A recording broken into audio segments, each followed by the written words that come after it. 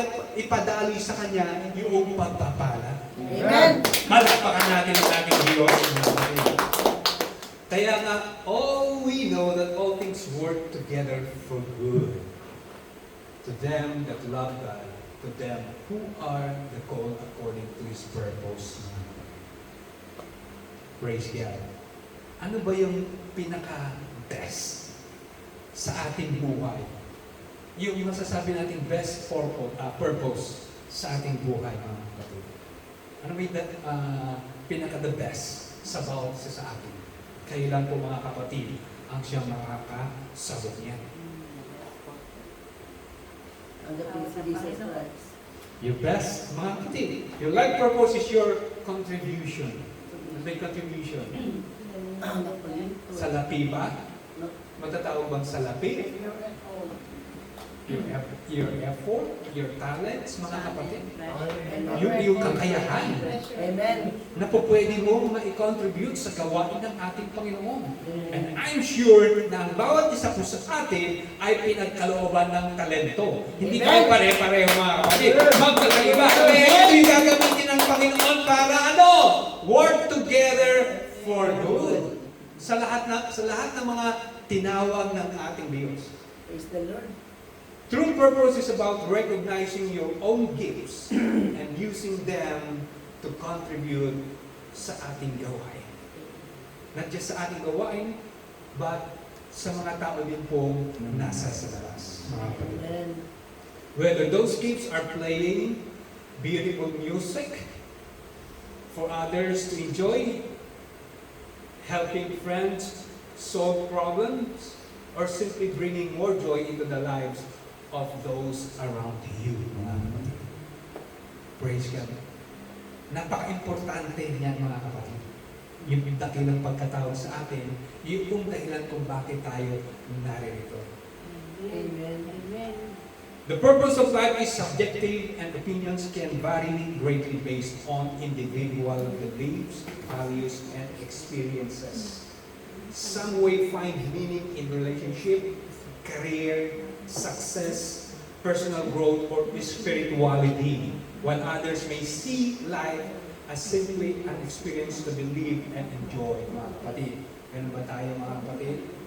Praise God. Huwag lamang natin nakakalimutan na meron tayo gawain. Meron tayong ministeryo, mga kapatid. Merong pagkatawag. Tinawag tayo ng Diyos. Kaya nga po, kailangan makita sa atin yung kagalakan, mga kapatid, kung paano tayo mamuhay ng merong pagkatakot sa Diyos. Amen. Mamuhay, mga kapatid, amen!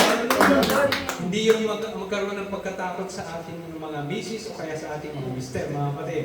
Hindi po yung mga kapatid, bagkos ang sinasabi dito ay yung pagkatakot natin sa ating Panginoon. Sapagkat sa pagkatakot sa Diyos ay yung ang panimula ng ating karunungan. Sabi ng kawilan, mga kapatid. Pwede ba tayo mamuhay ng walang dahilan? Sister Joy, sabi niya kanina, mga kapatid, may dahilan kung bakit po na siya na-invite at napunta rito. Amen. Di ba, mga kapatid? We cannot live without purpose, mga kapatid. Praise God. Sabi ko dito, lack of purpose can affect all aspects of your life and can cause you to ruminate on anxious thoughts that cause you distress, mga kapatid. Having a purpose in life is important for your mental well-being and can help you live a more fulfilled and content life. Meron kang tinatawag na goal sa iyong buhay, sa ating buhay, mga kapatid. Amen. Amen? Amen. Praise the Lord. Kaya nga po, sabi ng Proverbs 16 verse 4, the Lord has made everything for its purpose. Amen. Hindi po pwedeng likhain ng Diyos ang lahat ng nandito sa sanglibutan kung walang dahilan, mga kapatid. Amen. Dati-dati kung minsan, mga kapatid, alam niyo ba kung patayin ko yung langgam, mga maliliit na mosquito, mga kapatid, ay ganun-ganun na lang. Subalit, nilikha ng Diyos iyan na meron palang purpose din. Ang ahas, kung minsan kung nakakita tayo ng ahas, ano ang iniisip natin kapag nakakita tayo ng ahas? Agad din tayo. Gagaling tayo. Natatakot tayo. tayo. Ano bang dahilan ng Diyos bakit nilikha niya yung ahas? Eh, yun yung kanyang nature eh. Kumagat. Kasi very sensitive siya. Hindi ka naman kakagatin ng ahas kapag ka nagulat siya sa iyo eh. Pag nasaktan lang siya. Pag nasaktan lang siya mga kapatid, eh yun yung nature eh. Eh ikaw, bilang Kristiyano, ano ba ang nature mo? Saktan mo rin yun? Gantihan mo yung ahas, kinagat ka. Meron po akong nakita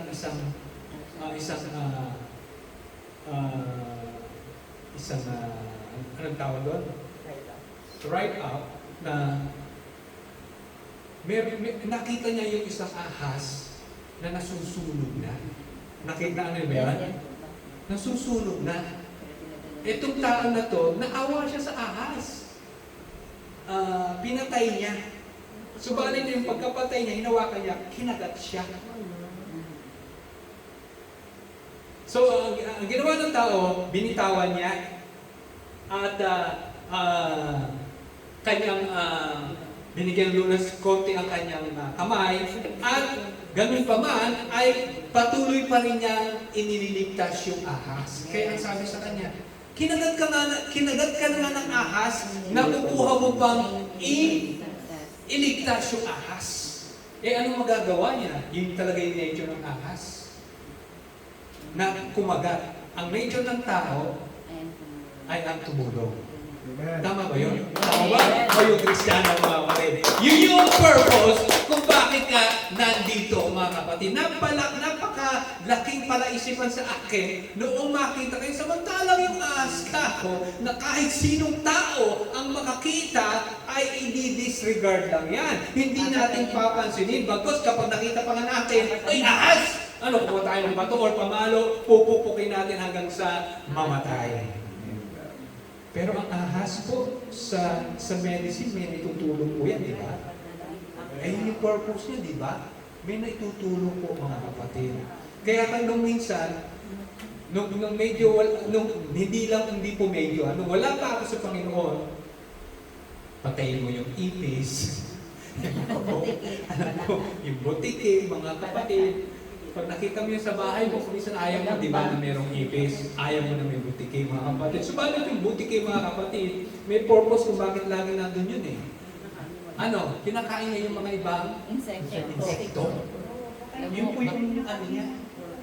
Praise God. Yung ipis, hindi ko pa alam. Bahala na po kayo. Palapakan natin ang ating Panginoon, mga kapatid. So, ang bawat nilikha ng Diyos, mga kapatid, ay merong dahilan, mga kapatid. Our loving Father, mga kapatid, praise God, ay napakabuti sa atin bilang mga anak. Hindi niya tayo pinapabayaan, di ba mga kapatid? The Christian life is based upon the work of God in the new birth, mga kapatid. Yung nga, nagsimula nung tayo muli po anak, marinig po natin mga kapatid. Kaya nga po, nung tayo ay nakilala po natin ang salita ng Diyos, nagkaroon tayo ng pagbabago. Nagkaroon tayo ng transformation. Amen! Nagkaroon tayo ng transformation. Okay, magsabi ka ng amen. Amen! Praise God! Hallelujah! Merong transformation na bago sa ating buhay. Kaya nga noong si dati tayong supladita, si Masungit, si Sigualera, mga kapatid, ay wala na po yun, di ba? Praise God, wala na, di ba? Kasi tayo ay bago ng nilikha ng Diyos na yung luma nating pagkatao ay tinagpas na ng Panginoon. Inalis na yan! Kaya yung meron na tayong bagong buhay, bagong kaibigan at bagong Diyos. Amen, Lord is the Lord. Tubig mo lang po. Thank you po. Sisi.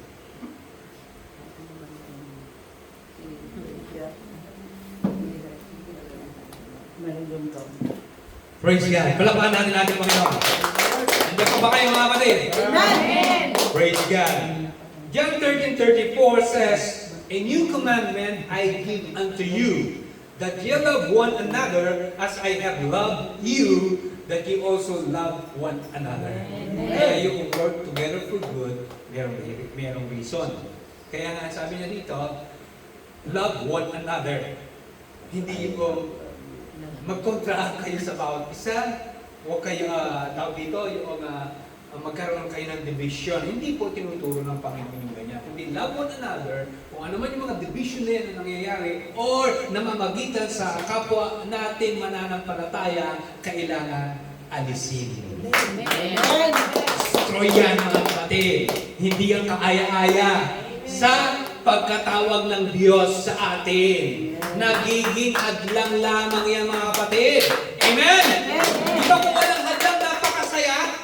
May kagalakan tayong nararamdaman. Diba yung masaya, yung bang napaka-aliwalas, napaka-gaan ng ating sarili kapag tayo ay nagpupuri sa ating Panginoon. Tama ba mga kapatid? Kaya nga po dito ang sabi niya dito, love one another as I have loved you, that you also love one another. Yun ang gusto ng Panginoon, mga kapatid. Hindi lamang love natin siya dahil, merong may bibigay sa atin, ganun ba? Love natin siya dahil meron kang inaasahan sa kanya, mga kapatid. No! Mga kapatid, hindi ganun ang pagmamahal. Kundi love natin siya dahil ayaw mo na ang kanyang kaluluwa ay mapa sa impyerno. Love mo siya dahil gusto mo siya ay mapasama doon sa pangako ng ating Panginoon. Walang personal na Involvement. Yun, tama. Palakpakan natin ating Panginoon. Praise God. Praise God. The Bible is clear that our ultimate purpose in life is to glorify God. Whether therefore you eat or drink or whatsoever you do all to the glory of God. Sabi po ng 1 Corinthians 10:31, mga kapatid. We are to live our lives in a way that brings honor and glory to God, mga kapatid. Minsan lamang yan ibibigay sa atin ng ating Panginoon, yung buhay na yan, mga kapatid. Kaya gamitin natin lang merong katalinuhan. Ang sabi po ng Hebrews 9:27, and as it is appointed unto man once to die, but after this, the judgment, mga kapatid. Amen. Kaya minsan lamang po. Kaya habang may buhay, merong may Diyos. Palakpakan natin ang mga kapatid. Praise God! Hallelujah! Glory to God. Amen. Praise God! Hallelujah! Praise the Lord. Our loving Father, mga kapatid, want us to find happiness and joy. He created a plan for us to grow. God created a plan for us to grow, mga kapatid. Hindi lamang tayo nananatili ngayon sa ating mga kinakukuan, mga kapatid. Amen. Live by faith and return to live with Him someday. Dapat dahil yun ay ating hinihintay. Ang buhay natin, kaya nga sabi ko sa inyo kanina sa verse 9-7, tayo ay pansamantala lang dito. And someday, babalik tayo doon, mga kapatid. Sapagkat, hindi tayo tagalupa. Maniniwala ka doon? Amen. Ang ating totoong citizenship is in heaven. Amen. Palakpakan natin ang ating Panginoon. Praise God. Hallelujah. Praise God. He created a plan for us to grow, live by faith, and return to live with Him someday. His plan gives meaning and context to our life here on earth and answer the big question. Where did I come from? Where I am here? What happens after I die? Alam na natin yung sagot niyan. Dahil nireveal na sa atin ng Diyos. Amen. Yung mga katanungan iyan na kasagutan ay binigay na sa atin ng ating Diyos. Amen. Wala nang natatago pa, mga kapatid. Sapagkat iyon ang gusto ng Panginoon, malaman natin yung katotohanan. Amen. And I will give you 5 purposes for our lives, mga kapatid. Kaya habang tayo nandito sa sanlibutan, merong 5 dahilan sa ating buhay. Una, Sabi niya dito, God wants me, or God wants you to center your life around Him. Amen. Praise the Lord. Diba? Love the Lord thy God with all your heart and soul and mind and strength. This is the first and greatest commandment. Sabi po ng Matthew 22:37 to 38. The first purpose dito na binasa po natin una sa limang ito ay kailangan nating i-worship ang ating Diyos. Worship God alone, mga kapatid. That is the first purpose kung bakit tayo tinawag ng ating Panginoon. Praise God. Hallelujah. Praise God. Hallelujah. Praise God. Sabi po ng Acts 12:23, an angel of the Lord struck Herod with a sickness because he accepted the people's worship instead of giving the glory to God, so he was consumed with worms and died, mga kapatid. So dito sa ating pagtawag sa Panginoon, tayo yung kumikilala sa Diyos, na merong totoong Diyos. Amen. Kasi ang worship ay kailangan naka-reserve lamang ito sa Diyos lamang na nag-iisa, mga kapatid, at hindi yun naka-reserve para sa atin, mga kapatid. Sapagkat tayo mismo, mga kapatid, ang gagawa, mga kapatid, na hindi naman kesyo po mo tayo ay nag-aaral dito, nagpapakatalino tayo at inaakin na natin yung glory na yan. No, mga kapatid. Kaya ng Diyos na lumaki na abusuhin natin yung kapangyarihan na yan. Kagaya po ni Lucifer, mga kapatid. Amen. Kaya kailangan matuto tayo mag-worship ng talaga tunay na mayroong pagkakumbaba. Amen. A sense of God's wholeness, everything coming together for good will come and settle you down. It's wonderful what happens when Christ when Christ displays glory at the center of your life, mga kapatid. Kaya kailangan natin ang ganitong mga bagay. Number 2, God wants us to learn to love His family. Yun po yung kanginang narinig natin. Let us not give up the habit of meeting together. Instead, let us encourage one another. Sabi ng Hebrews 10:25, mga kapatid. Yung ating narinig kanina. Tama ba? Nag-encourage tayo, hindi lamang para sa atin, kundi para sa bawat isa. Amen. Praise God. Amen. Praise the Lord. Masarap na maging mga Kristiyano, mga kapatid. Amen. Dami-dami natin dapat gagawin, Hindi lamang mismo yung ating sarili. Amen. Di ba? Kasi yun yung pagkatawag sa atin eh. Amen. Habang mayroong pagkakataon, kuminsan, naiisip ko rin, mga kapatid, sa dinami-dami ng trabaho, minsan yung pahinga mo na lang, gusto mo, may pahinga mo yung sarili mo, pero hindi mo magawa dahil wala ka pang gagawin para sa Panginoon. Amen. Lord. Nararanasan niyo rin po ba yung mga kapatid? Amen. Amen. Palakpakan natin ang ating Panginoon. Kasi natin yung pagsunod natin eh. Bilang mga Kristiyano, kapag tayo tinawag ng Diyos, huwag tayo mag-atubili. Amen. Praise the Lord. Unahin natin palagi ang Panginoon. Amen. Praise the Lord. Kapag nanghihina na tayo, wala na tayong lakas. Amen. Praise the Lord. Mga kapatid, huwag tayo panghinaan ng loob. Amen. Sapagkat hindi magkukulang o hindi nagkukulang ang ating Diyos. Amen. Praise the Lord. Hallelujah. The second purpose is called fellowship. Yan yung ginagawa natin ngayon. Those who believe were baptized and added to the church. They joined with the other believers and committed themselves to the apostles' teaching and fellowship. They worship together regularly at the temple, mga kapatid, and meet in small groups and homes. Yun yung ginagawa natin. Meron tayong fellowshipping na ginagawa, hindi lamang po dito, mga kapatid, para kuminsan kung ayaw na yung maghiwa-hiwalay kuminsan. Amen. Gusto na matulog dun dito o matulog dun sa bahay ng Brother Leo, okay lang, mga kapatid. Sagana naman sa pagkain. Amen. Gusto ng kwento, mga kapatid. Para tayo nang matulog, mga kapatid. Amen. Pero ang saya-saya.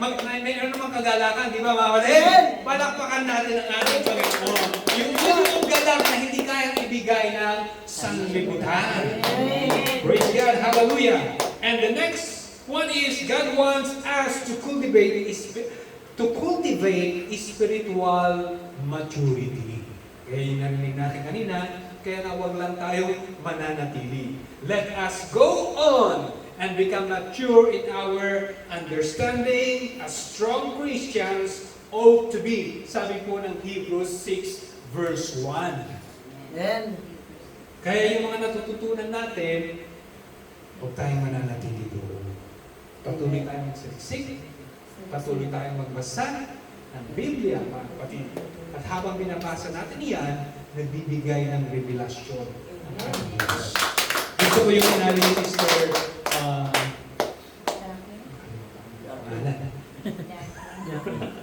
Victoria. Sister Victoria kanina, nung siya ay nag-aaral, na gusto niya ay yung revelasyon galing sa Diyos. Hindi yung gagamit siya ng yung YouTube. Gusto niya ay revelasyon. Kapag kinausap natin ang ating Diyos, bakit? Bini ba ang Diyos para hindi tayo sagutin? Sasagutin tayo ng Panginoon. Amen. Dahil yung layunin natin diyan ay malinis, mabuti. Hindi para sa atin, bagkus ay para sa iba. Mga Amen. kapatid, dahil inyong pagkatawag sa Kanya ng ating Diyos, yung design niya, mga kapatid, na gamitin siya, may bahagi yung salita ng Panginoon na nagagaling sa Diyos at hindi magagaling sa sarili niyang katalinuhan, mga kapatid. Hallelujah. Hallelujah. Doon ngayon nakukultivate, mga kapatid, yung ating pagiging Kristiyano, nagmamature tayo, mga kapatid. Amen? Amen. Praise God!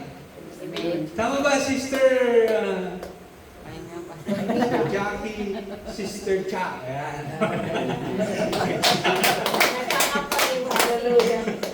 Praise God. And the third one is, cultivate spiritual maturity. Kaya nga po tayo ay tinawag na disipulo ng ating Panginoon. Amen? Nagtuturuan tayo. Diba? Nagbabahaginan ng salita ng ating Panginoon. Praise God. Kaya nga po sa isang disipulo, hindi mo lamang sinasarili. Huwag ko si binabahagi mo. Kasi tayo gusto natin maging kagaya ni Kristo. Kagaya ha? Gusto natin maging kagaya ni Kristo. Pero hindi ko sinabing katulad ha? Magkaiba yung kagaya sa katulad. Tama ba? Dahil si Kristo nag-iisa lamang yan. Magkaiba yung kagaya sa katulad. Sabi ng awitin, wala kang katulad. Amen. Amen! Palakpakan natin ang ating Diyos. Kaya gusto natin maging kagaya ng ating Diyos at hindi katulad. Amen! Nag-iisa lamang po ang ating Panginoong Yesu Cristo. Amen! Praise God! Hallelujah! And the fourth one is, God wants us to contribute something back. Hindi yung tanggap ka na lang ng tanggap. Amen. Sabi ng kasabihan, it is better to Give. It's better to give than to receive by. Amen. Praise God, hallelujah. Palakpakan natin ang ating Panginoon. And God wants us to contribute something back. Again, kung meron tayo, hindi ko naman sinabing salapin ulit. Kung meron tayo, bakit hindi? Baka katulong naman sa ating gawain yun. Kung ano talaga yung nilalaman ng puso mo. Kung anong meron ka, hindi naman po pwedeng makapag-contribute ka or makapagbigay ka nang wala ka. Diba? Mahirap yun.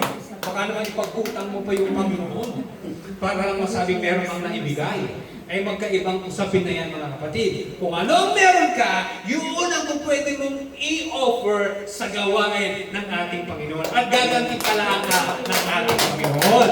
Praise God. Hallelujah. Kaya nga, the fourth purpose is to call ministry. Amen. Yun yung something na pwede natin ibigay pabalik sa ating Diyos. Meron tinatawag na ministry. What can I give back to God for the blessing He's poured out on me? Sabi po ng Psalms 116 verse 12.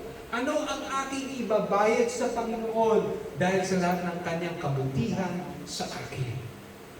Praise God. Yun yung sabi ni David doon sa book of Psalms.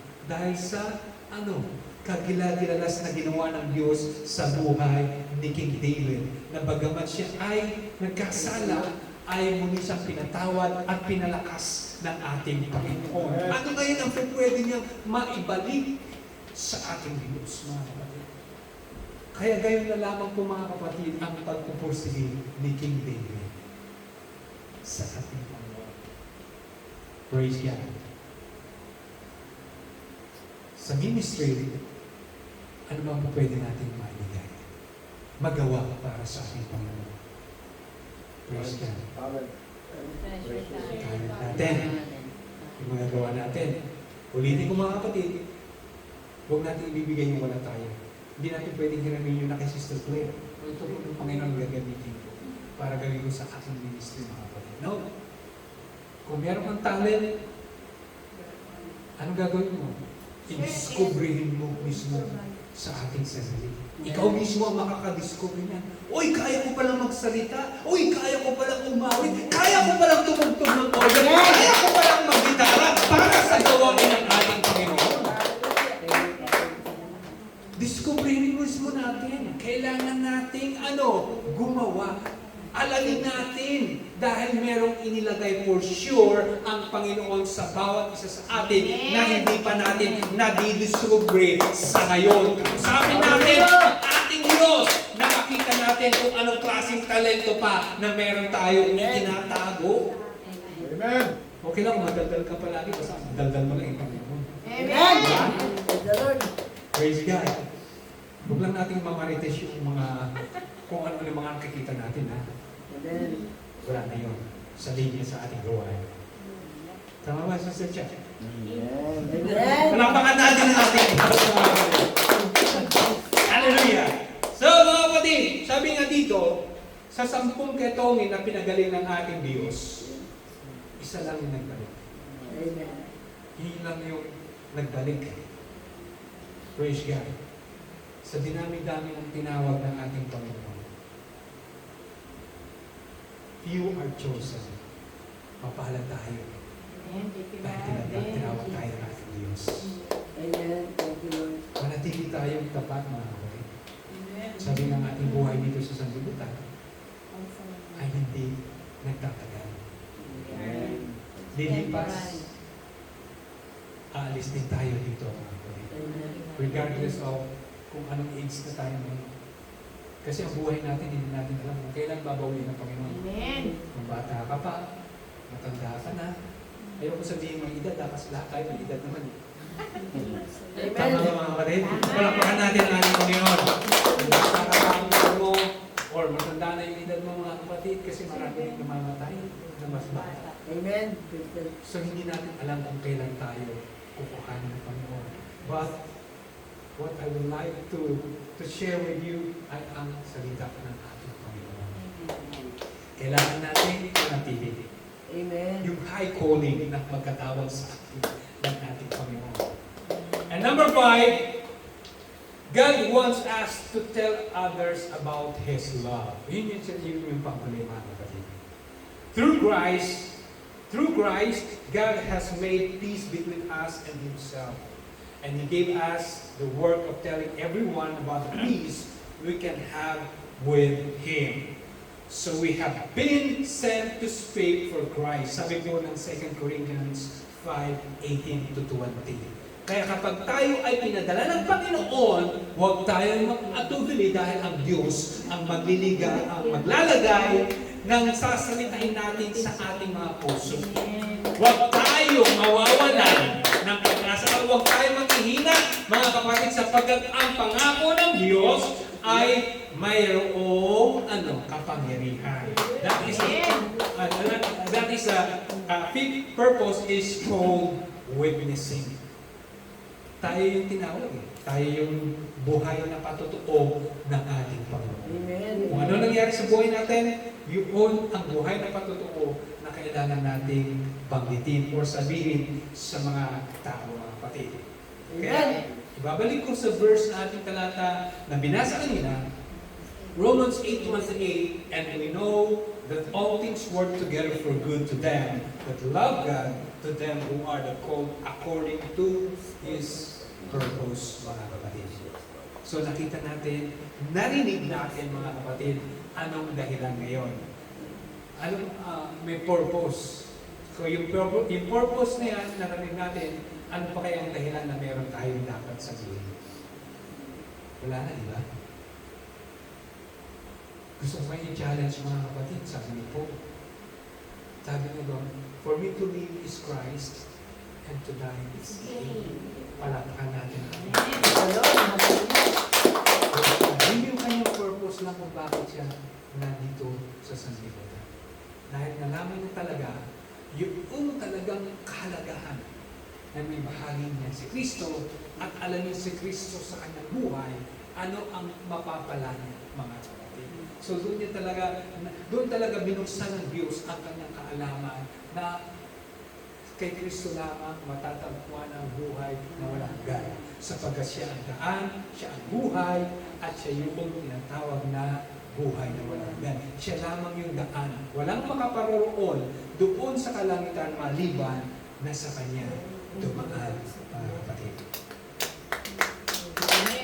Praise God. At sa panghuli, mga kapatid, praise God. Living a life of purpose is about prioritizing what truly matters to you according to your values and beliefs. And taking consistent action toward those priorities. Alamin natin yan, mga kapatid. Living purposefully is deeply personal to our God. Praise God. Kung paano kang narito ngayon at kung bakit ka inilagay ng Diyos sa katayuan yan.